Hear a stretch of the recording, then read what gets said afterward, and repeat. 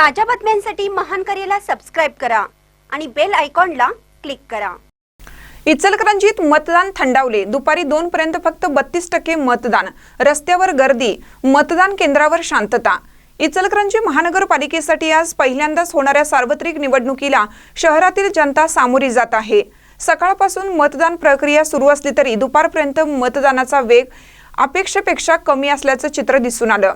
सकाळी 9:30 वाजेपर्यंत अवघे 7% मतदान झाले होते।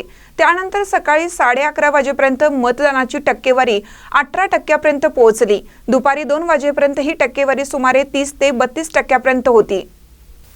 शहरातील रस्त्यावर नेहमीप्रमाणे वर्दळ आणि गर्दी दिसून येत असली तरी मतदान केंद्रावर मात्र ती फारशी जाणवत नव्हती।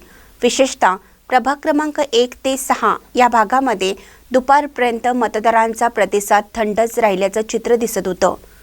अनेक मतदान केंद्रावर मोजकेच मतदार रांगेत दिसत होते।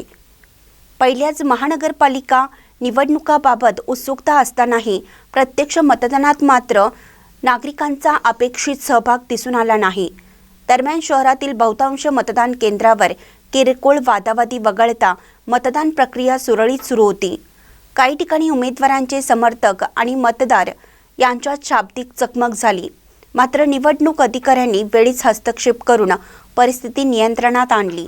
संवेदनशील म्हणून ओळखल्या जाणाऱ्या काही मतदान केंद्रांवर मात्र दिवसभर तणावपूर्ण वातावरण कायम होतं।